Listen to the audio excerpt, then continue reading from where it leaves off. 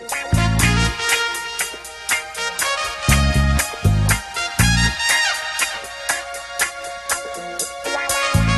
tardes amigos, bienvenidos a una nueva sesión especial por la contingencia de Charlando en el Forestal. Ya no estamos en Espacio Forestal como lo han visto en las últimas 3 charlas. Estamos arriba, a la antigua, con una rudimentaria escena, pero con un invitado con un corazón grande y con una pluma maravillosa que nos ha hecho evocar aquello que no estábamos acostumbrados, que es la música de lucha. Esa música que tal vez no nació, o tal vez sí. Le vamos a preguntar a Cristóbal, que sabe más, si está pensada así. Tú has estado, no solamente en este caso, tienes varios libros de música, ¿la música va por el lado contestatario o no necesariamente?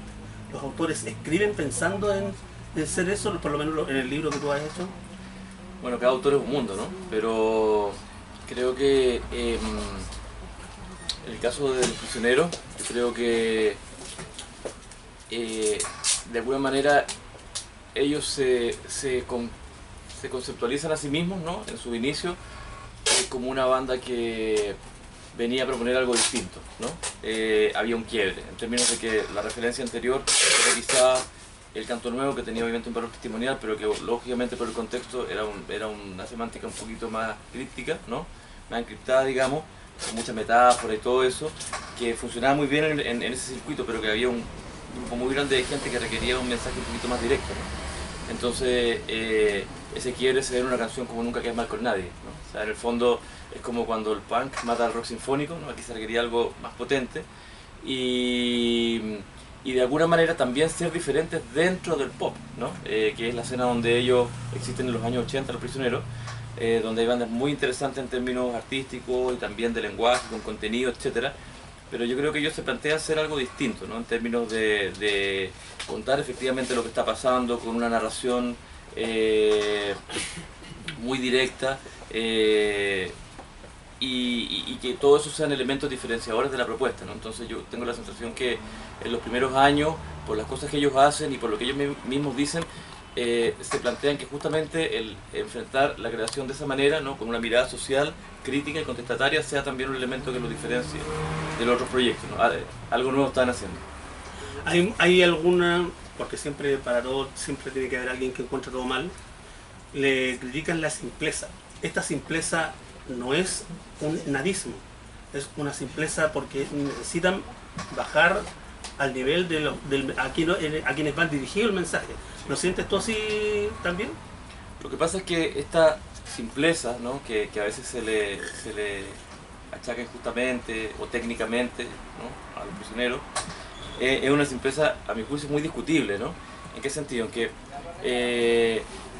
efectivamente, claro, es música popular, ¿no? Por lo tanto en términos de estructura o de arreglo es relativamente simple, pero dentro de toda esa simpleza también hay bastante sofisticación, ¿no? O sea, cuando llegan a grabar Los Prisioneros La Voz de los 80, los primeros estudios de Pancho Straub, Jorge González, sin haber estudiado sonido, o sea, llevando un año en el conservatorio, llega con la mezcla en la cabeza completamente lista, qué instrumentación va en cada canal, ¿no? Y si tú escuchas las canciones, digamos, el nivel de arreglo, de mezcla, de cómo está equilibrado todo, son arreglos simples y no simplistas, ¿no? O sea, por algo esas canciones 30 años después siguen sonando en muchas ciudades y pueblos de Latinoamérica, ¿no? Creo que hay una artesanía y una belleza musical en cada una de esas canciones, y las letras en su simpleza también tienen un mensaje muy potente. Entonces, en el fondo, yo creo que son aparentemente simples, pero realmente hay una sofisticación y una profundidad tanto en la elaboración musical como digamos, en los textos. Y la parte musical, la sofisticación musical se va profundizando, ¿no? Después, cuando entra en la parte electrónica, con el Pateando Piedra, aparecen los sintetizadores, después llegando al Corazón, que es un disco que se graba en Estados Unidos, ¿no? Cada vez va subiendo, digamos, la producción, y no es tan simple como parece, ¿no? O sea, yo conozco algunas bandas tributos de Los Prisioneros y que han tenido que hacer un estudio muy profundo, ¿no? De los instrumentos con los que ellos tocaban. Son distintos sets para distintos momentos del show, ¿no? Entonces, en el fondo, todo, y especialmente González, hizo un estudio muy grande, digamos, de los nuevos equipos que fueron comprando, fue pasando el tiempo, y la propuesta de ellos musicalmente. Tuve el show del Estadio Nacional, que acaba de salir el vinilo, y el show está dividido en dos partes, ¿no? Parte eléctrica y parte electrónica, Y bueno, como te digo, hay muchos matices de armonías, de voces, la parte electrónica, que decir, no es tan simple como parece, ¿no? Y yo creo que todo eso, esos comentarios, claro, yo creo que es parte quizás de una generación que no los entendía y también de clasismo, ¿no? Que ellos sufrieron desde siempre. Porque González decía, llego a la redacción de una entrevista a dar una entrevista a un medio y me miran a ver porque llego caminando, ¿no? Entonces, en el fondo, finalmente lo sustancial de eso como diría Marx, ¿no? O sea, la lucha de clases es motor de la historia. Entonces, en el fondo, todo el ninguneo que sufrieron los prisioneros a lo largo de toda su historia tiene que ver con un tema de clases sociales. Este estudio que hiciste tú, o esta recopilación del trabajo de ellos en el exterior, es un trabajo que incluso los que vivimos la época prácticamente no lo conocimos. ¿Cómo nace la idea de mostrar qué hacían los prisioneros afuera? Bueno, yo creo que los prisioneros son muy fuertes, digamos, en el alma del pueblo chileno. Creo que todos sabemos lo que representan y lo grandes que son y lo queridos que han sido y siempre son acá, a pesar de que en determinados momentos los medios no los cubrieron y en muchos momentos no los trataron bien. Pero justamente esto era una parte que yo sabía que era un poco desconocida acá en Chile, ¿no? Yo viví algunos años fuera del país, en Venezuela y en España, y en Venezuela tuve la oportunidad de verlo el año 91, hubo un festival de rock iberoamericano, se llamó Primer Festival de Rock Iberoamericano, pero en realidad no fue el primero, ¿no? En Latinoamérica hubo festivales alrededor del rock latino desde el año 86 en adelante, ¿no? Festivales en Uruguay, festivales en Argentina, festivales en Colombia, y los prisioneros estuvieron en casi todos los grandes festivales, digamos, que se hicieron en toda la región, ocupando un lugar importante porque sonaron, fueron muy destacados y tuvieron mucho público en todos estos países. De hecho, el evento en que yo los vi es como el último evento internacional de la primera etapa de la carrera de los prisioneros, Corazones, ¿no? Es la despedida de los prisioneros. Y nada, en ese evento compartieron line-up con Soda Stereo, con Fito Páez, con los Paralamas, con las bandas venezolanas, Sentimiento Muerto, Desorden Público, Zapato 3. Generaron un gran impacto. Para mí, como chileno residente allá, fue muy emocionante verlo. Y cuando yo volví acá a Chile en el año 95, le contaba a los amigos que en Venezuela había escena rock, que había bandas, que había público, que yo los había visto allá. Primero la incredulidad de los amigos, ¿no? Que los amigos decían, asociaban Venezuela en ese momento a las Misas Universo, al petróleo, a Cuba Rodríguez. No cachaban que había escena rock y tampoco sabían que los prisioneros habían resortado, ¿no? O sea, que habían hecho carrera internacional, que se conocían en otros lugares. Y estando acá, yo empecé a saber también que habían tocado en Perú. Acá con el paso del tiempo empecé a leer, pero me di cuenta que eso no se sabía mucho acá, y con el trabajo, digamos, de música, de producción, fui conociendo amigos, periodistas, músicos, melómanos que los vieron en Argentina, que los vieron en Colombia, que los vieron en Perú, y me di cuenta que junto con ellos podíamos armar un relato polifónico, ¿no? Porque este texto en el fondo no es solamente, digamos, la investigación que está hecha en base a libros y archivos de prensa de los distintos países y a mi relato, digamos, de Venezuela, sino que además yo entrevisto o integro textos, digamos, de todos estos amigos que los vieron en todos estos lugares y que le dan, digamos, una riqueza importante al libro. Yo creo que el valor, digamos, más atractivo del libro no es necesariamente lo que escribo yo, sino los aportes que hacen todos estos amigos de otros países que hablan de ellos, y en el fondo es como volver a mirar a los prisioneros pero con una mirada internacional, darnos cuenta cómo los miraron, cómo los recibieron y cómo los quisieron en los otros circuitos. Si alguien necesita hacer algún comentario, si alguien quiere participar, siéntanse libres, levanten la mano como en la escuela y vamos dando la palabra. No queremos que sea simplemente un coloquio entre nosotros dos. Jorge hace poco hizo noticia, bueno, él siempre está haciendo noticia y va a seguir haciéndolo, por una frase que quedó en el inconsciente o en el subconsciente de todos los que lo vimos esa entrevista. Qué pena que la voz de los 80 siga siendo tan, claro, los 80, que Pateando Piedra sea tan valedero como hace 30 años. Es realmente una cosa lapidaria, ¿no? A mí me llegó y me hizo tirarme en el sillón donde estaba viendo la entrevista. Wow, esto es horrible. Son injusticias de siglos, como decía la Violeta Parra, ¿no? Son cosas muy profundas. El clasismo es una cosa muy profunda en su composición y en lo arraigado que está. A veces uno piensa que hay ciertas cosas que se han ido superando, ¿no? La acción que ocurrió hace unos días en la dehesa y todas las cosas que dicen, los viejos cuicos, todo eso, los tetones, es la expresión de eso, ¿no? Que es de una violencia, digamos, gramatical y lingüística espantosa. Pienso que ¿cómo se relaciona esto un poco con el texto, ¿no? en el libro hablamos varias veces del baile de los que sobran, ¿no? Porque fue una canción que desde un principio llamó mucho la atención, tanto acá como en el exterior, ¿no? Una canción que sonó mucho en el Perú, que sonó mucho en Colombia, que se cantó en los grandes festivales en Colombia. El baile como significado, digamos, el texto y significado social en todo el continente aparece varias veces citado en el libro, incluso recientemente, porque hacia el final del libro hablamos de cómo estas canciones siguen sonando afuera. Jorge no está activo, no está haciendo shows, digamos. Claudio Miguel sí, ellos van cada tanto, digamos, a Colombia y por ejemplo y a otros países, y en algún momento en el libro hablamos de una manifestación estudiantil en Colombia el año pasado donde volvió a sonar el baile de los que sobran. Entonces lo que ocurre con el baile es que en realidad siempre ha estado, ¿no? O sea, el baile de los que sobran sonó en las movilizaciones del 2011, del 2012, estaba siempre muy presente. En aquel momento me acuerdo que Jorge González fue a cantar a la USACH para los estudiantes, ¿no? En una toma. Siempre ha estado, porque es una canción que resume, ¿no? Que sintetiza las injusticias profundas de Chile, cómo eso se expresa en la educación, sobre todo a partir de los años 80. Y bueno, yo creo que por eso se arma esa genealogía, ¿no? En parte de Jorge con la Violeta, con el Víctor, ¿no? Tú escuchas una canción como Móvil Hoy Special de Víctor Jara, que habla de la represión contra los estudiantes, ¿no? En los años 60, 70, y la puedes transportar 40 años hacia ahora perfecto, porque esa es la genialidad, la universalidad, digamos, de esos textos geniales, ¿no? Y en el caso, digamos, de los prisioneros, es muy impactante descubrir eso, ¿no? O sea, vuelve de una manera inevitable por el peso, por la profundidad, porque no es tan simple, o sea, es hermosamente simple, ¿no? Al igual que la performance El violador eres tú, de ayer, ¿no? O sea, en el fondo ahí hay una simpleza hermosa en el lenguaje, contundente, que estos movimientos la requieren, ¿no? Porque en el fondo necesitamos textos, canciones que podamos asimilar, que podamos cantar rápidamente entre todos y todas. Se cumple un poco con esa misión y por eso queda resaltando 3 décadas después, ¿no?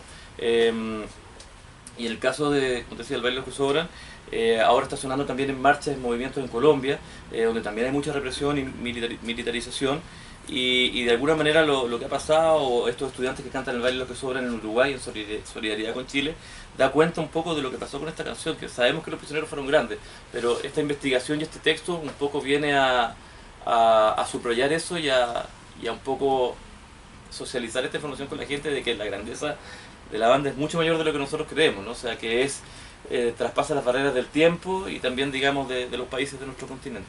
Sí, porque durante mucho tiempo se hizo bastante hincapié y eso nos hizo creer de que los prisioneros eran una banda que había tenido un determinado éxito en Chile por una cuestión momentánea.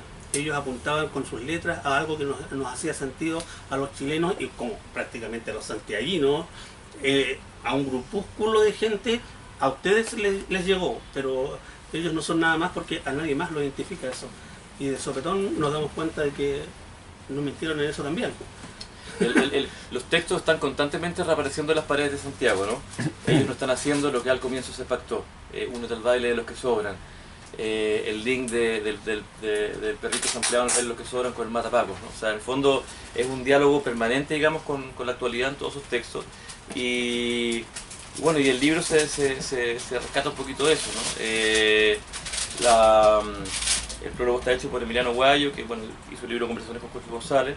El dibujo de la portada está hecho por César Vallejo, que es parte del colectivo Serigrafía Instantánea. Él hizo también un mural homenaje a Jorge González en la calle Salesiano. Resume un poco ese espíritu contestatario de los años 80 y me permito tomar un poquito, bueno, la ilustración de acá de la solapa. Esta ilustración está hecha por Luciano González, que es mi hijo que está acá a mano derecha. Él dibujó acá los 3, mi hijo dibujante, dibuja. Y bueno, que los prisioneros también sean del gusto de los niños, también demuestra un poco esa, porque son un clásico, ¿no? No sé si quieres comentar un poquito. Sí. Sí, Estaba esperando con ansia. Como dijo mi papá bien hace un tiempo, el éxito de los prisioneros fue algo desconocido, incluyendo en Chile. No se sabía que se escuchaba en otras partes de Chile, y eso es porque la tele y todo siempre estuvieron en contra de los prisioneros, siempre ocultaron todo lo que tenía que ver con ellos, y ahora que se supo que, bueno, desde el principio, que Jorge fue un tiempo drogadicto, aunque luego rápidamente pudo salir con mucha fuerza, pero ahora se centra en eso, Jorge González, el drogadicto. Pero bueno, también cambiando un poco de tema a esto, llega este libro a demostrarnos qué tan grandes fueron los prisioneros a través de, no solo de Chile, sino de todo el mundo, algo que era desconocido.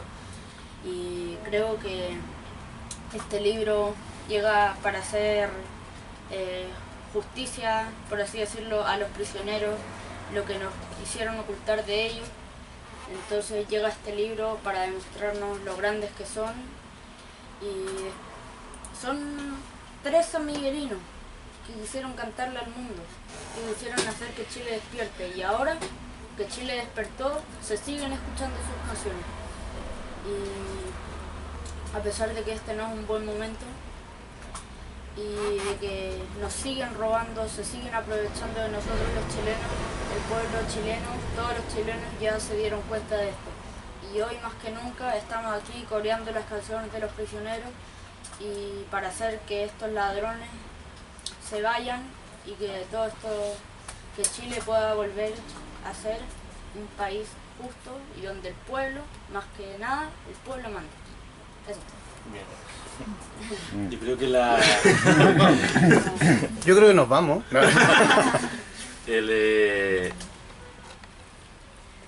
González, en algunas de las entrevistas que dio por ahí por el, no sé, 2014, 2013, 2014, un poquito antes de que la gente cerebrovascular, también hablaba mucho de que este sistema de alguna manera se fortalece mucho el debilitamiento de nuestra autoestima, ¿no? El conformismo, el rendirse, el saber que asimilarse que no te vas a poder desarrollar más, que no vamos a poder avanzar más, que nos disolvimos, que nos disgregamos, que no podemos avanzar más socialmente. De alguna manera se fomenta ese conformismo, ¿no? y ese debilitamiento progresivo, digamos, de la autoestima a través de una serie de mensajes que vamos recibiendo a través de los medios, sutilmente y permanentemente. Entonces, de alguna forma, el hecho que artistas chilenos con esta historia y con este mensaje lleguen tan lejos no es bueno para un sistema que está más bien tratando como de aplacar la movilización popular. Entonces, por lo mismo yo creo que el alcance de ellos, o sea, por lo mismo los criticaban tanto, y por lo mismo el alcance se le trató de bajar el perfil, ¿no? Y cosa de manera de sentirnos como segundos, terceros o cuartos de la fila. Primero Sabater, después Fito Paz, después el Prisionero. Pero resulta que a nivel internacional, yo creo que ellos están a la par de Solterio, ¿no? O sea, por algo cuando MTV Internacional parte su señal, el primer video es de los Prisioneros, que es American Rockers, ¿no? Porque en el fondo sonaron mucho, pero muy populares y aparte muy singulares en términos de las temáticas y del contenido. Entonces, en el fondo, creo que de alguna manera todo este es un proceso de ir reconstruyendo un poco un imaginario que es nuestro y que nos puede acompañar en este proceso, y aquí ellos son muy importantes.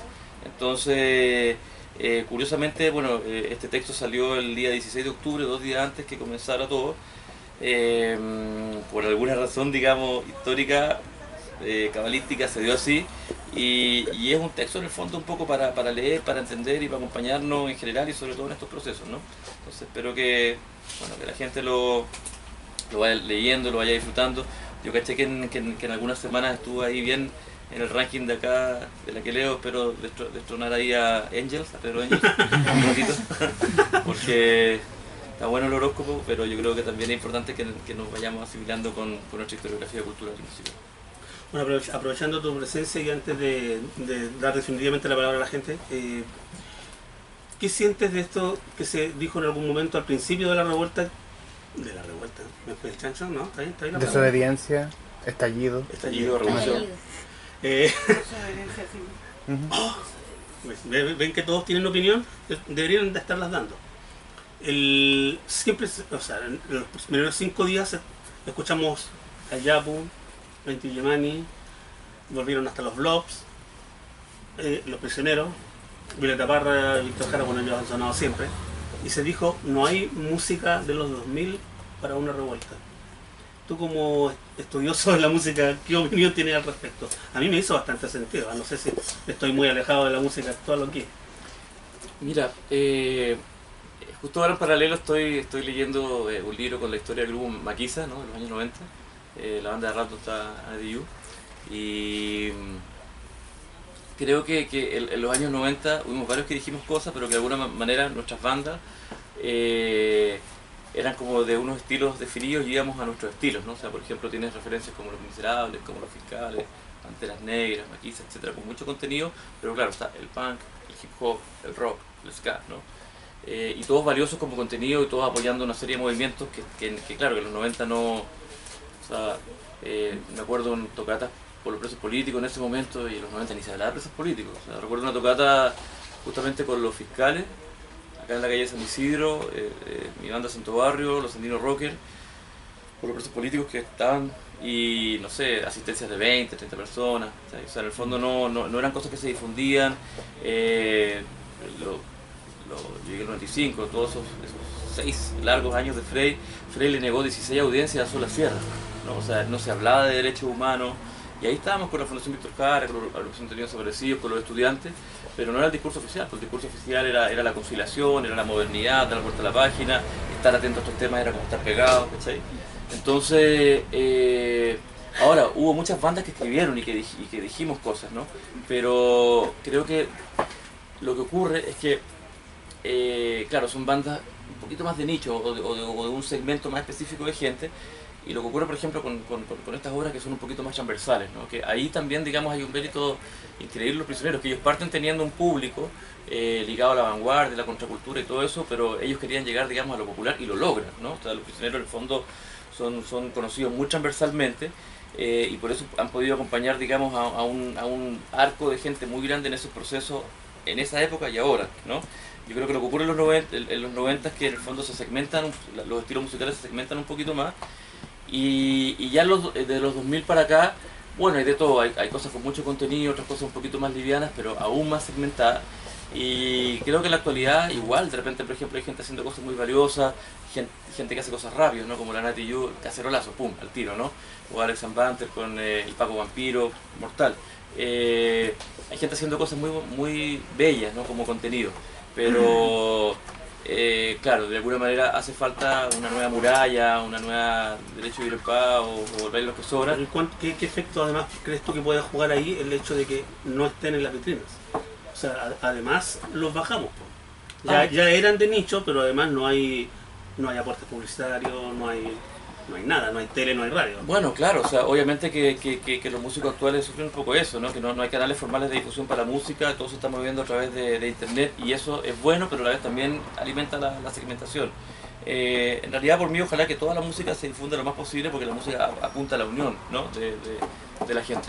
Entonces, ahora, yo también nací en el 76, entonces mi grandes referentes musicales están en los 80, los 90, y efectivamente esa es una época que por otras coyunturas que tienen que ver con lo que era la industria discográfica, etcétera, todo lo que era la producción musical o una parte de estaba orientado, digamos, a muchos detalles, lo que hablábamos del prisionero, a muchos detalles, y que eso permitiera tener obras muy redondas y que pudiesen tener esa transversalidad, ¿no?